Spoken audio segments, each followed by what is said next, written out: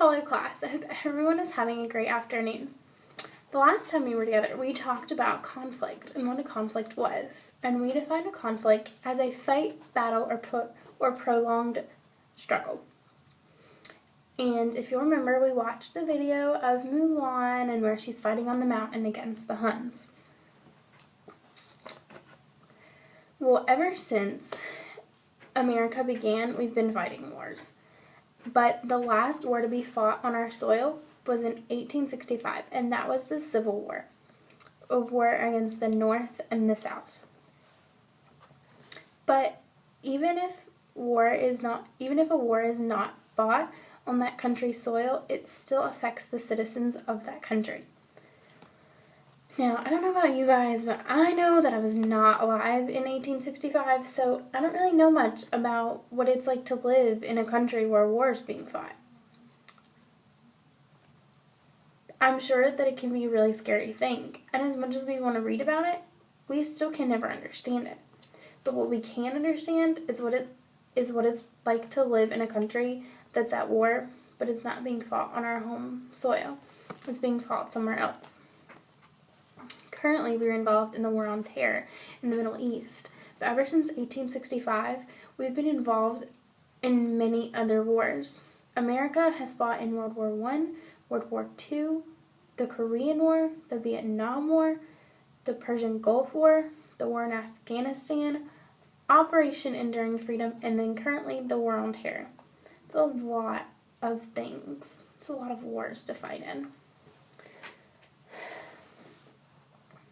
And each of these wars has affected the citizens of America differently, even though it's not being fought here.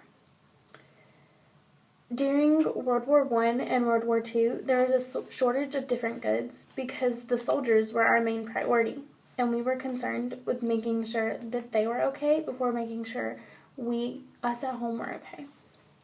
And the government released different posters to help the citizens remember to conserve on different things and to finish all their food, to not be wasteful, because we needed to be concerned for the soldiers that were fighting in World War I. And the same happened in World War II.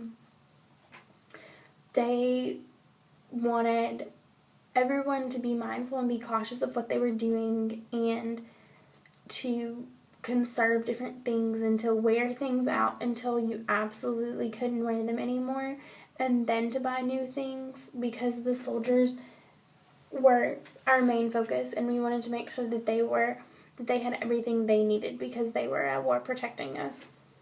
And then during Korea and Vietnam and during World War II, there was something called a draft where men didn't get to choose if they wanted to go into the military. They were just kind of told that, said, all right, you have to go to fight in war. And I'm sure that's a really scary thing.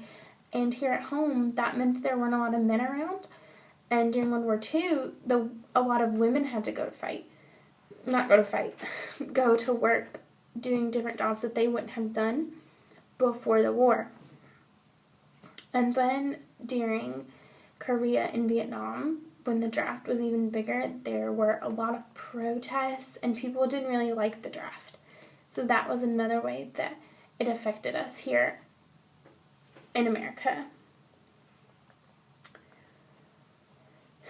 Nowadays, war, even though we may not see it all the time like we did in World War II or Vietnam, war affects us even today here in America.